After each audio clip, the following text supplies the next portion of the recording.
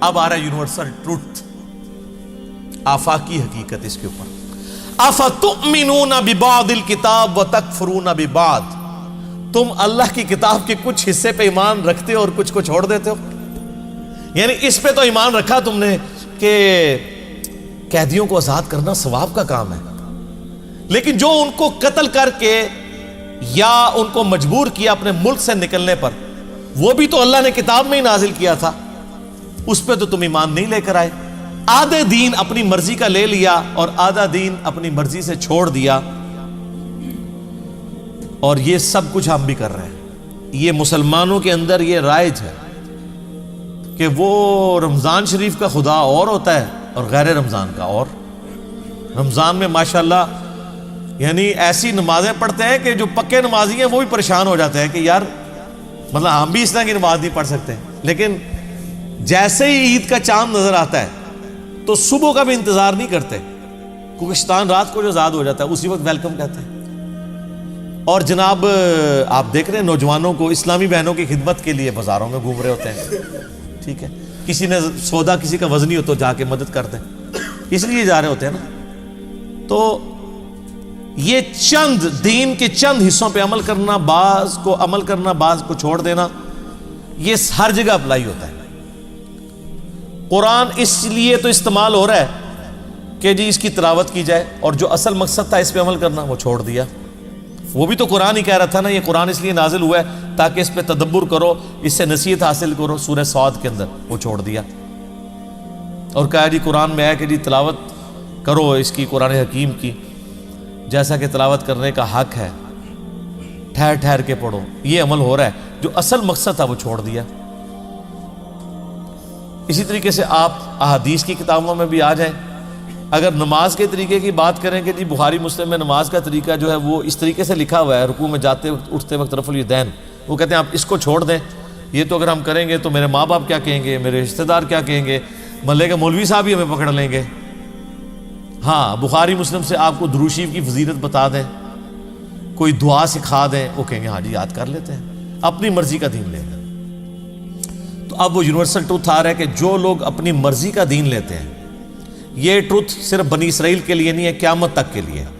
یہ سورہ بنی اسرائیل میں آگے جا کے ڈیٹیل چیزیں بھی آئیں گی. یہاں پہ سورۃ البقرہ میں سٹارٹ میں یہ جو بنی اسرائیل کے اوپر قرارداد جرم اللہ تعالیٰ نے ان کا مقدمہ کھولا ہے، وہ اس لیے کہ تاکہ امت محمدیہ صلی اللہ علیہ وآلہ وسلم کے لیے عبرت ہو کہ تم لوگوں نے بھی یہ کام نہیں شروع کر دینے جو کر لیے ہیں.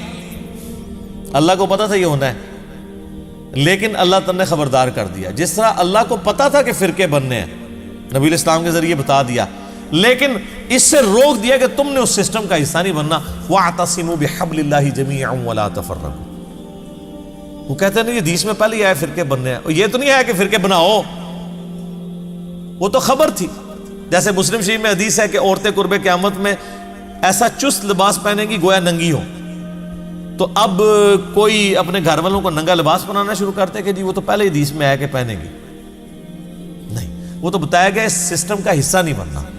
فرقے بنیں گے، تم نے اللہ کی رسی قرآن کو مضبوطی سے پکڑنا ہے، فرقوں میں نہیں بننا. یہاں پہ بھی دیکھیں اللہ تعالیٰ فرماتا ہے جو لوگ کتاب کے بعض حصے پہ ایمان رکھتے ہیں اور بعض کو چھوڑ دیتے ہیں، فما جزاء من يفعل ذلك، ایسے لوگوں کے لیے جزا نہیں ہے. جزا یعنی یہ سزا کے معنوں میں، کیونکہ عربی میں دونوں طرف یہ استعمال ہوتا ہے. منکم، تم میں سے جو کوئی ایسی حرکت کرے کے لیے اس کے لیے جزا نہیں ہے، الا مگر یہ خزی فی الحیات الدنیا، کہ دنیا میں اللہ تعالیٰ ایسے لوگوں کو رسوا کر دے گا. آج 1.5 ارب مسلمانوں کی رسوائی ہمارے سامنے ہے. صحیح مسلم میں حدیث ہے، نبی علیہ السلام نے فرمایا اللہ تعالیٰ اس کتاب کی وجہ سے لوگوں کو عروج دے گا اور اس کتاب کی وجہ سے لوگوں کو ذلیل کرے گا. صحابہ کرام علیہم رضوان کو، اہل بیت کو عروج اس کتاب کی وجہ سے ملا، اور بعد والوں نے اس کتاب کو چھوڑا تو ذلت اور خواری. اللہ نے فرمایا تھا کہ بعض حصہ بھی کتاب کا چھوڑ دیا تو مارے گئے، ہم نے تو کتاب کا اکثر حصہ چھوڑ دیا. اسی کو ڈاکٹر اقبال نے جواب شکوہ میں اللہ کی طرف سے جواب دیتے ہوئے کہا ہے، وہ زمانے میں معزز تھے مسلمان ہو کر، اور تم خوار ہوئے تارک قرآن ہو کر.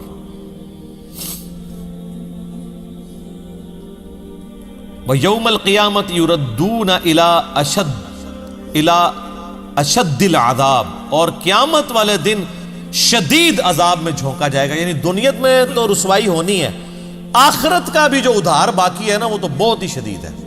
دنیا میں تو یعنی زیادہ سے زیادہ کوئی کتنا جی لے گا رسوائی کے لیے، 60 70 80 سال، لیکن آخرت کا جو عذاب ہے وہ تو بہت شدید بھی ہے، لمبا بھی ہے، وہ ابھی باقی ہے. وَمَا اللَّهُ بِغَافِلٍ عَمَّا تَعْمَلُونَ، اور اللہ تعالیٰ غافل نہیں ہے جو کچھ کام تم کر رہے ہو، جو کرتوت تم کر رہے ہو اللہ کے سب نظر میں ہے. ایک ایک چیز اس نے نوٹ کی ہوئی ہے. اللہ فرشتوں کا محتاج نہیں ہے، اس کے اپنے علم ہے. اور فرشتے تو ریاکار کی عبادت بھی لکھ لیتے ہیں. الٹیمیٹ فیصلہ تو اللہ کرتا ہے کہ یار اس نے تو دکھلاوے کے لیے کیا تھا. فرشتے نے 1 کروڑ نیکی لکھی ہے، اللہ کہتا ہے 0 سے ملٹیپلائی. کوئی دل کا حال تو نہیں کوئی جان سکتا. یہ تو اللہ کی خوبی ہے. یا اللہ کسی کو مطلع کر دے اپنے پیغمبروں میں سے، فرشتوں میں سے، جس کے لیے چاہے.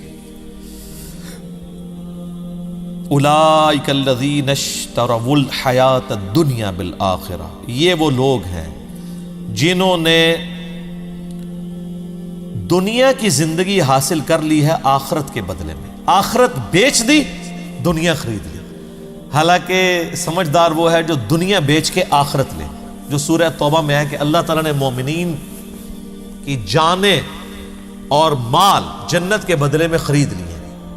ایسی بیعت کے اوپر، ایسی تجارت کے اوپر ایمان والوں کو چاہیے وہ خوشیاں منائیں کہ اللہ کے آگے انہوں نے اپنی جان اور مال بیچ دیا، اس کے بدلے میں اللہ نے ان کو جنت دے دی. اور یہاں پہ اللہ تعالیٰ ہمارا ان لوگوں کی روش یہ ہے کہ انہوں نے دنیا کی زندگی خریدی ہے، آخرت کو داؤ پہ لگا دی ہے. وَلَا يُخَفَّفُ عَنْهُمُ الْعَذَابُ، ان لوگوں سے عذاب ہلکا نہیں کیا جائے گا. وَلَا هُمْ يُنصَرُونَ، نہ وہاں پر ان کا کوئی مددگار ہو. اللہم اجرنا من النار، اللہم اجرنا من النار، اللہم اجرنا من النار، آمین. یہ میرے بھائیوں کتاب اللہ ہے، یہ کوئی سٹوری نہیں ہے. یہ جو کچھ اللہ تعالیٰ بتا رہا ہے یہ سب کچھ ہو جانا ہے. کچھ بھی نہیں ہونا، یہ ہی ہوگی. جو اللہ نے کسی کے ساتھ کر دینا ہے اس نے کر دینا ہے. زمین و آسمان کی مخلوقات مل کر کسی کو چھٹکارا نہیں دے سکتی ہیں اگر اللہ تعالیٰ کسی کے اوپر گرفت کر لے. اللہ تعالیٰ فرماتا ہے اس کے حضور کوئی سفارش بھی کسی کی نہیں کر سکتا سوائے اس کی جو اللہ تبارک و تعالیٰ جس کے لیے خود ہی اجازت مرحمت فرما. وَلَقَدْ آتَيْنَا مُوسَى الْكِتَابَ، اور بے شک ہم نے موسیٰ علیہ السلام کو الکتاب یعنی تورات دی تھی. وَقَفَّيْنَا مِن بَعْدِهِ بِالرُّسُلِ، اور ان کے بعد پے در پے ہم نے رسول بھیجے. یعنی موسیٰ علیہ السلام فوت ہونے سے پہلے یوشع ابن نون کو اپنا خلیفہ بنا گئے، اور ٹل حضرت عیسیٰ علیہ السلام تک مسلسل 1400 سال ایک پیغمبر دنیا سے جانے سے پہلے اپنی جگہ ایک اور دوسرے پیغمبر کو خلیفہ بنا کے جاتا تھا. اور بخاری مسلم دونوں میں حدیث موجود ہے کہ بنی اسرائیل کا انتظام ہمیشہ پیغمبروں کے ہاتھ میں ہی رہا. جب ایک پیغمبر فوت ہوتا تھا وہ دوسرے کو اپنی جگہ خلیفہ بنائے گا. جبکہ میری امت میں پیغمبر نہیں ہوں گے، خلفاء ہوں گے. تو یہاں پہ اسی کی طرف اشارہ ہے کہ موسیٰ علیہ السلام اور ان کے بعد پے در پے رسول آئے، اور الٹیمیٹلی اللہ تعالیٰ کی قدرت کا بہت بڑا نمونہ، اللہ تعالیٰ کی قدرت کا شاہکار سیدنا عیسیٰ ابن مریم علیہ السلام وہ تشریف لے کے آئے جو بنی اسرائیل کے آخری پیغمبر تھے، بنی اسرائیل کے. اور اسی کا ذکر آیا وَآتَيْنَا عِيسَى ابْنَ مَرْيَمَ الْبَيِّنَاتِ، اور ہم نے عیسیٰ ابن مریم کو تو بہت بڑے بڑے معجزات دیے تھے. وَأَيَّدْنَاهُ بِرُوحِ الْقُدُسِ، اور روح قدس کے ذریعے ان کی مدد کی تھی. یعنی بنی اسرائیل میں حضرت عیسیٰ علیہ السلام کے لیول کا اور کوئی پروفٹ نہیں تھا معجزات کے اعتبار سے. جبرائیل علیہ السلام کے ذریعے اللہ نے مدد کی. سورہ آل عمران میں، سورۃ المائدہ میں اور سورہ مریم کے اندر 3 صورتوں میں ان کے معجزات کا ذکر ہے کہ وہ مٹی کی مورت بنا کر اس میں پھونک مارتے تھے، اللہ کی اذن سے وہ پرندہ بن جاتی تھی. مردے کو اللہ کے اذن سے زندہ کر لیتے تھے اور وہ ان کے پیغمبر ہونے کی گواہی دیتا تھا. پھر وہ مر جاتا تھا. یہ نہیں ہے کہ زمین پہ چلنا پھرنا شروع کر دیتا تھا, نہیں. وہ تو سورہ یاسین میں اللہ تعالیٰ نے واضح فرما دیا ہے کہ جو مر چکے ہیں نا وہ دنیا میں نہیں واپس اب آنے گے. سورۃ الواقعہ میں بھی ذکر موجود ہے. تو اس کے علاوہ وہ مادر ذات کوڑی اور اندھوں کو اللہ کے اذن سے شفا دیتے تھے, یعنی جن کے ڈھیلے بھی نہیں آنکھوں کے ہوتے تھے نا, وہ مٹی رکھ کے تو ہاتھ پھیرتے تھے تو آنکھیں آ جاتی تھی. سر آنکھیں ہوں بھی بنائی چلی جائے تو اس طرح آنکھیں واپس نہیں آتی ہیں.